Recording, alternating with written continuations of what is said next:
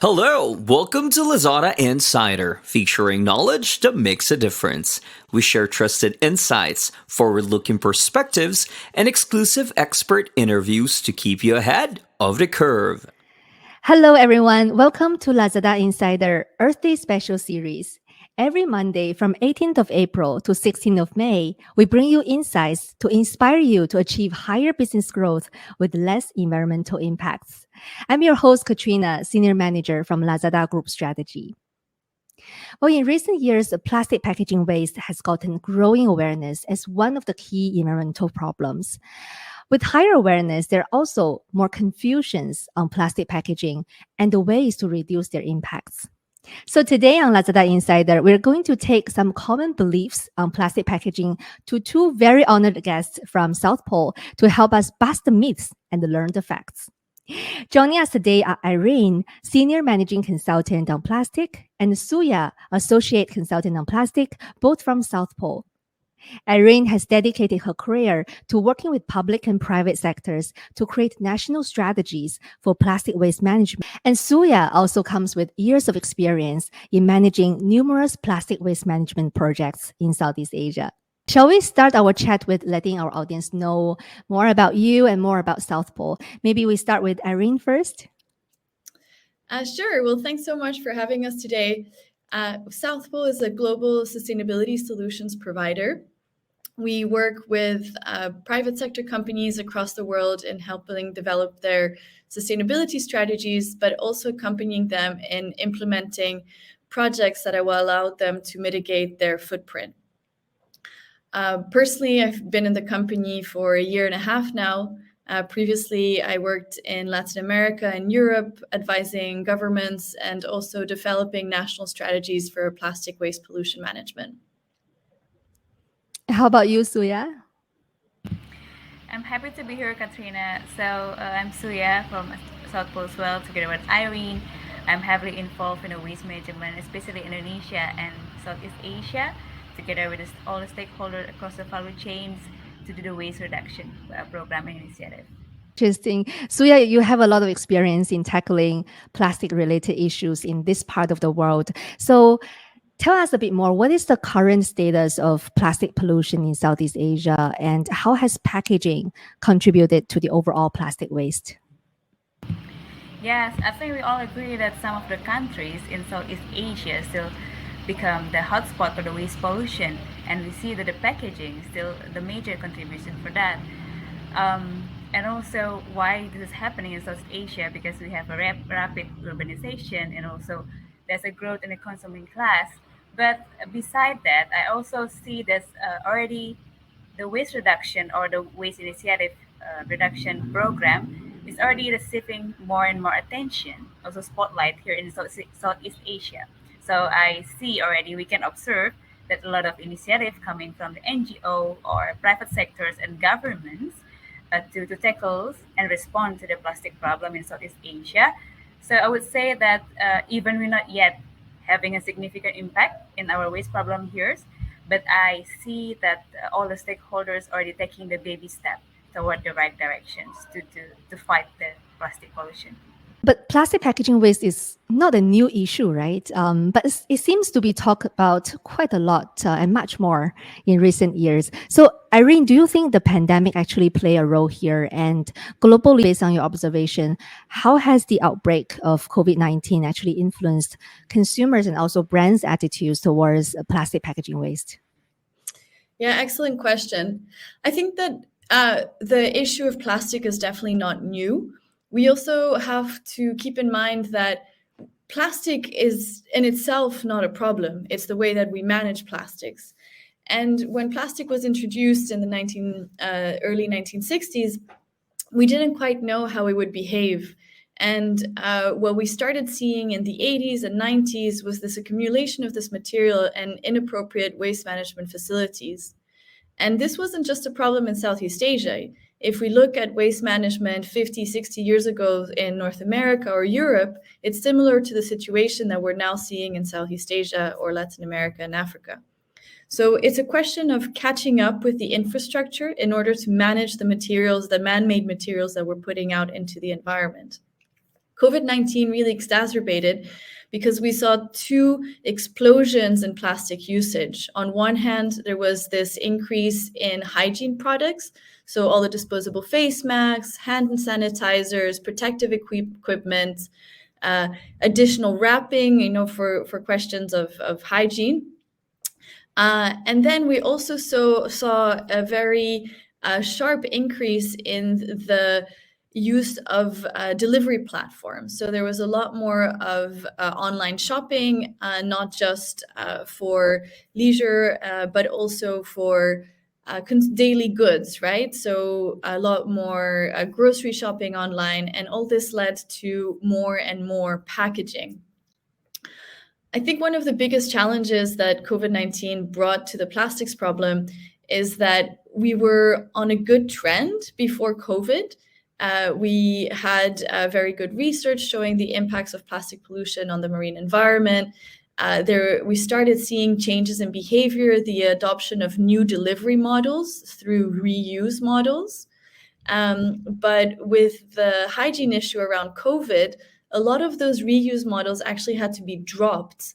And so this is a challenge because some of the progress that was done in changing consumer mindsets and changing consumer behavior, we've had a step backwards in it.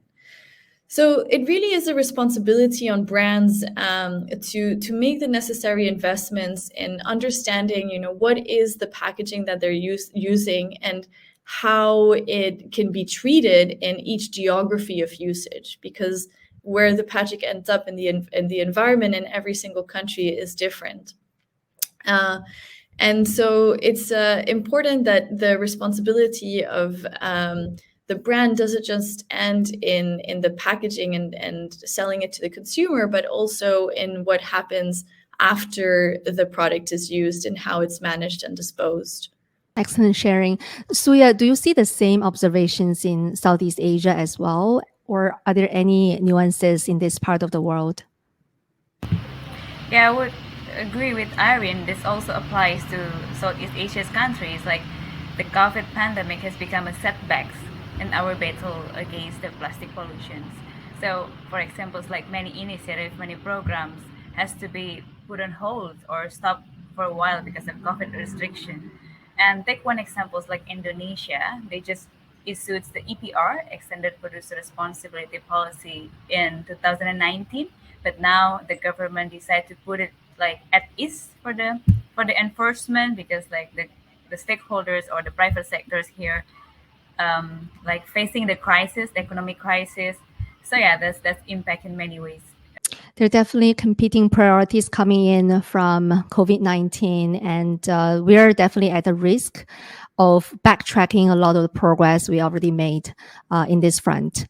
But I also want to highlight that, given that we've been through this crisis, there is a higher awareness and attention and call out around environmental related issues and also around reducing plastic packaging waste. And that actually leads to our core discussion today. I mean, there are so much information out there and beliefs out there about plastic packaging waste that may or may not be true. So I would like to get your thoughts, Irene and Suya, because both of you are experts in this field, on some common beliefs, and tell us whether you think they're myths or facts. So let's start with myth number one. Not every plastic packaging is bad. Is it true or is it a myth? I would go for saying that it's definitely a fact, because plastic is a necessary material. It's important here to remember that we're not at a time where we will completely eliminate plastics from our lives. There's certain usages, for example, in the medical field, even in the research space, where we need plastics. And plastic also plays an important role in delivery of products and goods. We wouldn't be able to have global trade and transport of goods without plastic. The issue is that not every plastic is made equal. There are very different types of plastics that are generally grouped into seven different plastic types. So, for example, plastic type number 1, PET, is what we normally see being used for beverage bottles, so soda bottles. And then we have other types of plastics, for example, single-use plastics bags are LDPE packaging. And the issue is that different types of plastics have different properties. And so some plastics can be more toxic than others. Some plastics are more recyclable than others. And the issue is more around how we use the plastic.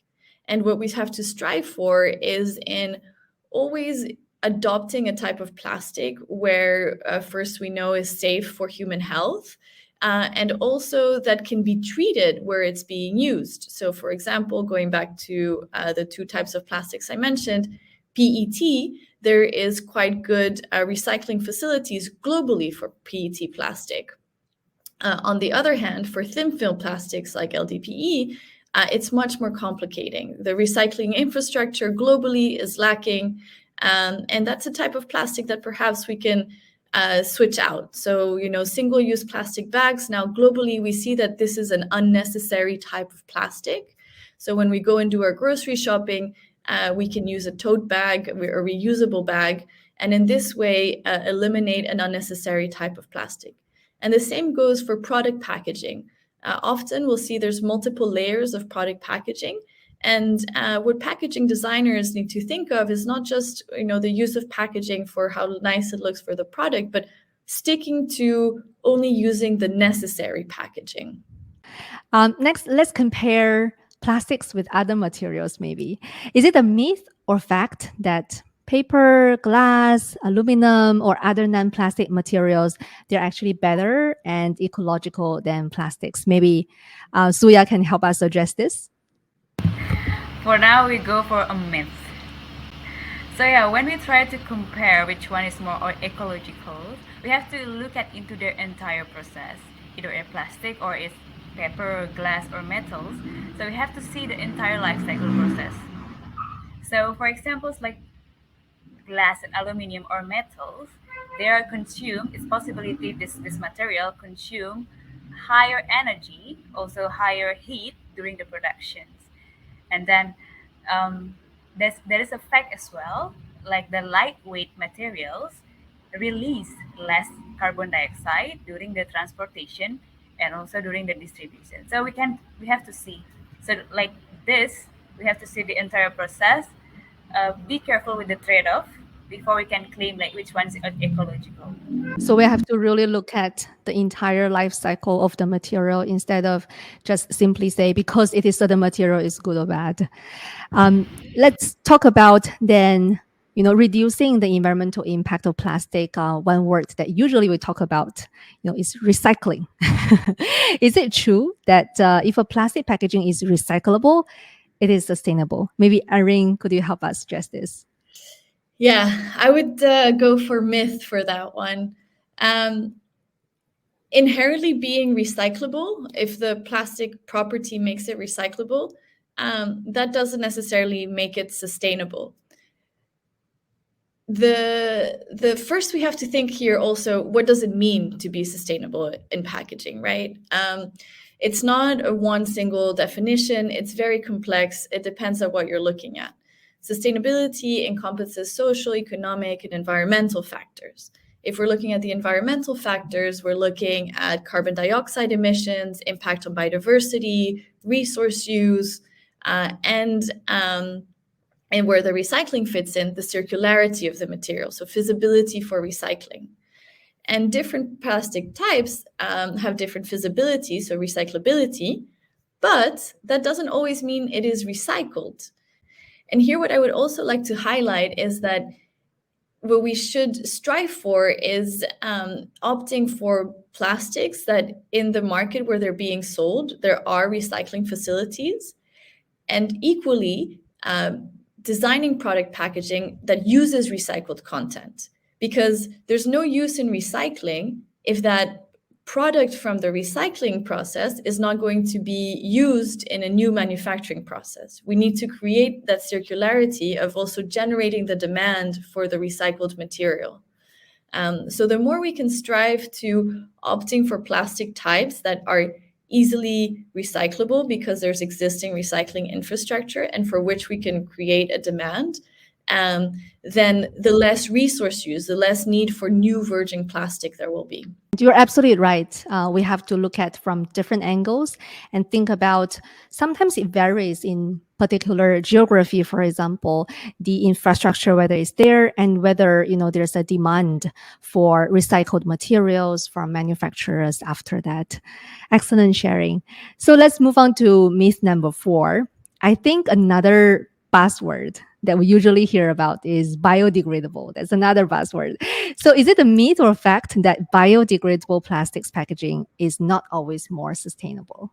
Maybe Suya, you can help us answer this. Yes, sure. And for now, we'll go with it is a fact. But still, you have to be careful when you try to define what is sustainable here. So let's try first what is sustainable, and then we can go deeper into biodegradable plastic and everything. So in case of biodegradable plastic packaging, it's a fact it's not always sustainable. Why? We can take, as we mentioned before, Irene or me, we have to see again the entire life process, the entire life cycle. So we have to see, like you also mentioned, Katrina, we have to look at into different angles before we claim this is the biodegradable plastic.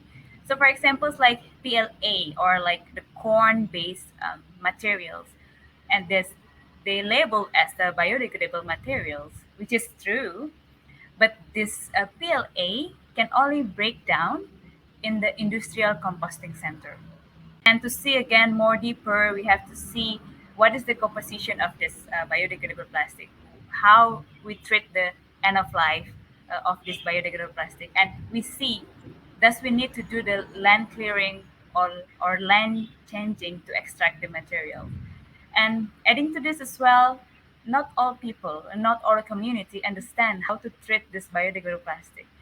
So if the community or the people or everyone cannot treat the biodegradable plastic or biodegradable materials as appropriate as possible, so it's mean that this biodegradables can be wasted in the landfill or even polluting our environment. So yeah, we have to see again in more comprehensive way. Actually, if we talk about e-commerce space, one of the key usage of plastic packaging is to protect the products during the transportation. So from functionality perspective, is it true that sustainable alternatives of packaging can be as durable and as strong as plastics? Irene, maybe this is for you to address. I think that's a challenging one because it's, what does alternative mean? This more sustainable packaging might be the plastic packaging. As Suya mentioned when we were talking about the different types of materials, we have to look at the full life cycle and the emissions all along. So sometimes plastic can be more sustainable because it has less emissions in the transport.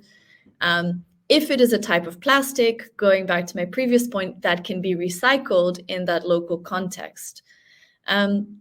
So the first point is to really understand what those alternatives are. So switching plastics for paper, for example, is not always necessarily the best option. And so when we're looking at durability and strength, it's important to take into consideration what factors are key for maintaining the product. Ultimately, the role of packaging is to avoid product losses and waste. And we have to remember that product loss and waste can be even a worse outcome because that also generates emissions if or pollution if we waste a product that has gone through a very lengthy manufacturing cycle. So it's a difficult one to answer because what is a sustainable alternative depends so much on the local context. And what I think it's important to remember is that we shouldn't ultimately say that, plastics are terrible. It's in that context, under those factors that are important for that delivery process, is plastic is there an alternative to plastic? I think another concern that we usually have from businesses is that cost is usually a consideration whenever it comes to choosing packaging materials. So, is it true that sustainable packaging is not affordable and it adds to the cost of businesses and eventually consumers' purchase price? So yeah, what is your thinking around this? For now, I would say it's a fact for now, because now it's like when we talk about is it affordable or not, or economic perspective, then for the biodegradable plastic or biodegradable materials, it's still like super low demand compared to the plastic. So that's why it's make the price is not affordable for business or for people right now. So what we can do is, first, to make the price drop, then we have to increase the demand. And also adding like the plastic production, for example, is depend on the oil price. So it could be also a reason why we can switch into biodegradable or increase the demand. So yeah, the key is for the demand. So we have a lot of homework here to encourage like the people or stakeholder across the value chains to do or to increase the demand for the biodegradable material. That governments also have a big role to play, because they can incentivize the development of certain alternatives. And so this is why it's so, in this issue, multi-stakeholder collaboration is so important, because it's necessary that there is an alignment as to supporting collectively a solution to the problem.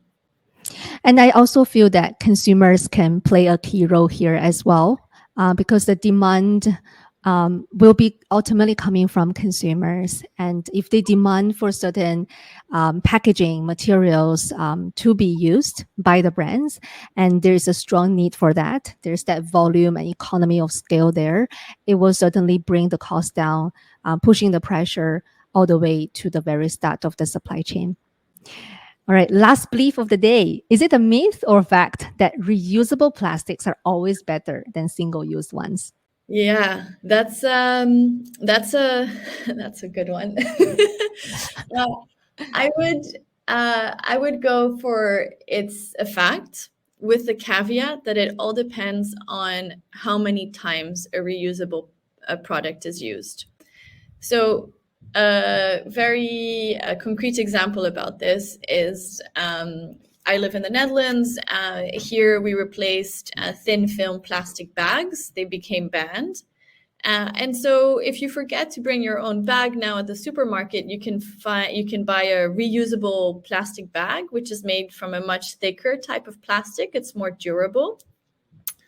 But that reusable plastic bag is only a better alternative if you reuse it. If it's only used once and then used the same way that we used to use single-use plastic bags, then the footprint is actually a lot higher because it required more materials. It's a different type of plastic.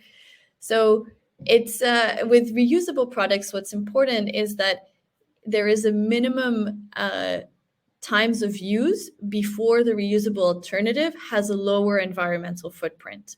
So when we adopt reusable models, it's important that they're reused.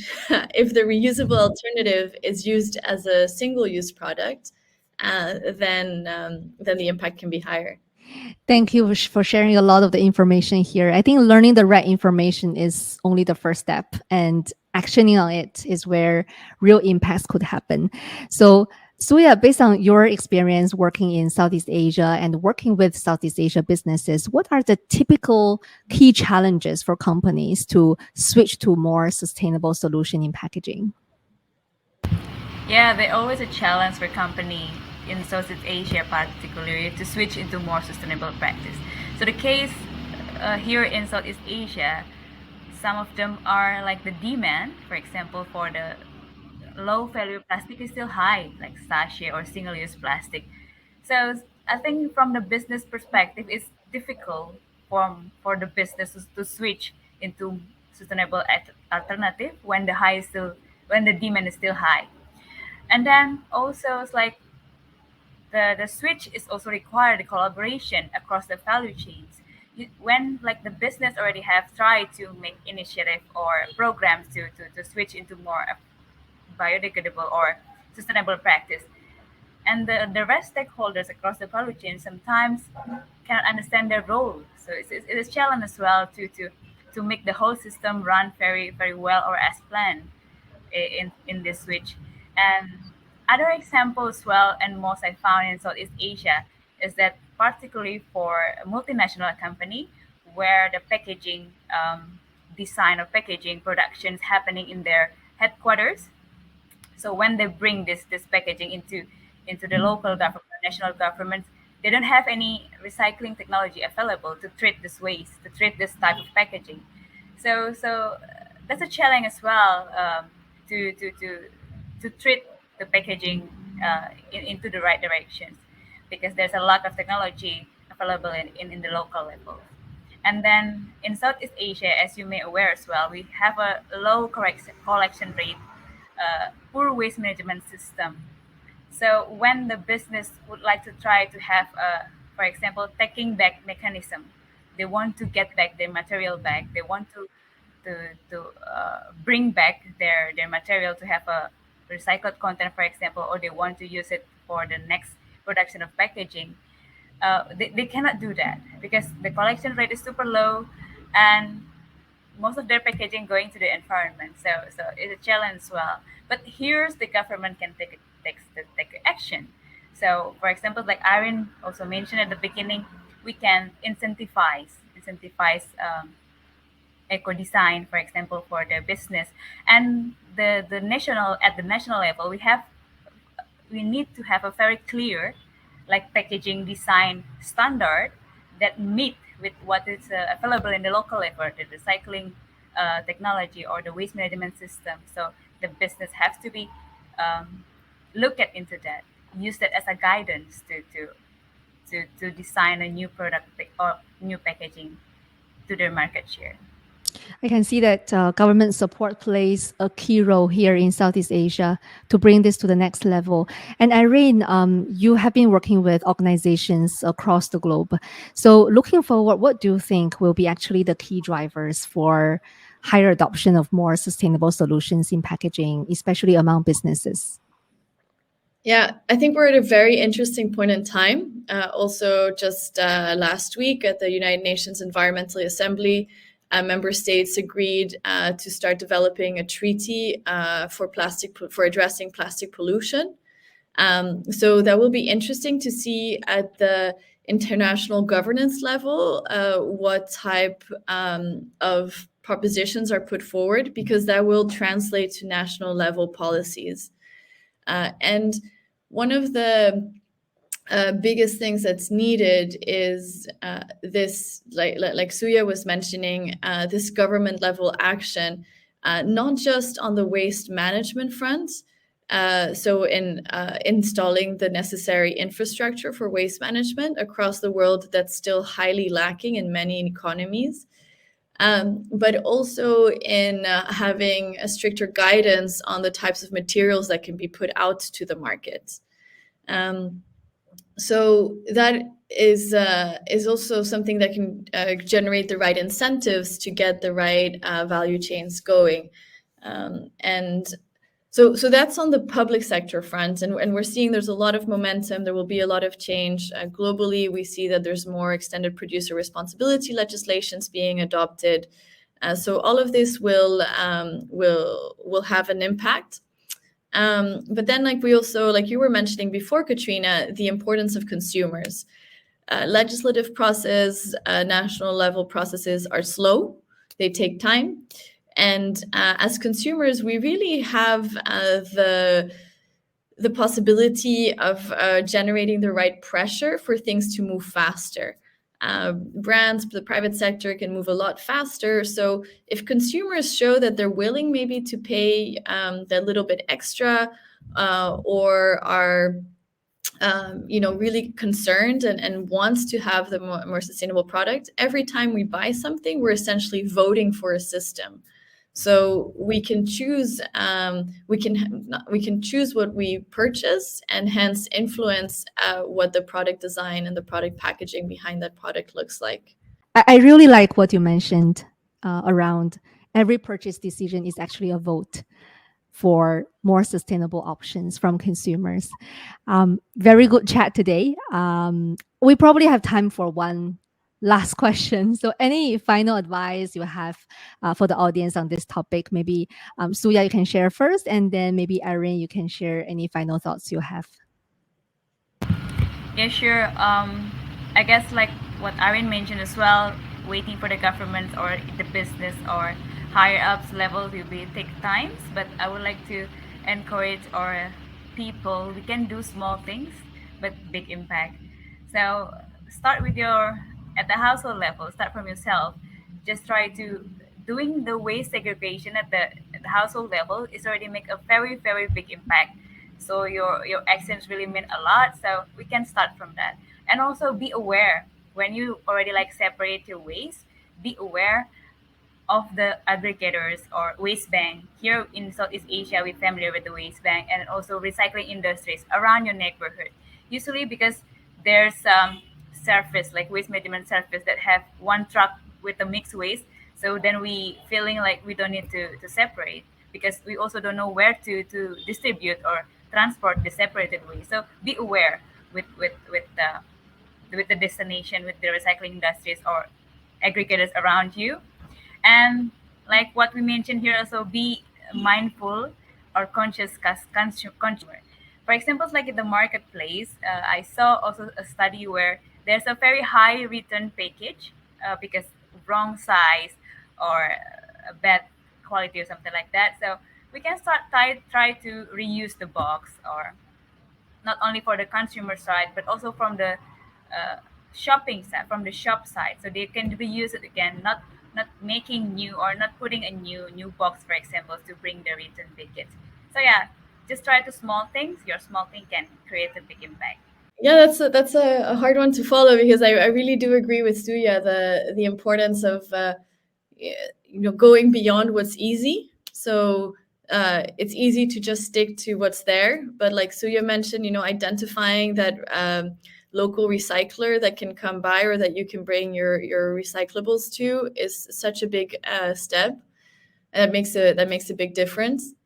But I think, I would emphasize the awareness portion. So like participating in this chat today has been so great. I hope like the listeners really kind of step away with some insights, because we have to remember that all of us as consumers, we also play different roles in society. So what you start adopting in your house, you can then also translate to your place of work.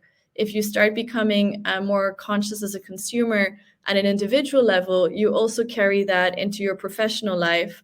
And in all professions, in all careers, there's a possibility of implementing more sustainable practices. So we really need to start with ourselves by reading, getting different sources of information, and getting involved in your local communities. And getting involved either by supporting a local recycling association, get involved by going to a local cleanup campaign. There's I know in Southeast Asia there's more and more initiatives popping up at the community level, and that's very important to get involved with, and one of the best ways to learn. Very well said. Thank you so much, Irene and Suya. Thank you for joining us, and thank you for sharing the knowledge, the right knowledge with our audience here. It's very enriching discussion. I learned a lot personally. I believe our audience is also learning quite a lot from the discussion. Thank you so much for sharing your knowledge with us again. Thank you both. This is Lazada Insider. We hope you enjoyed this episode. Make sure you click follow and subscribe so you don't miss our latest insights and expert interviews. Thanks again for joining us. Until next time, take care.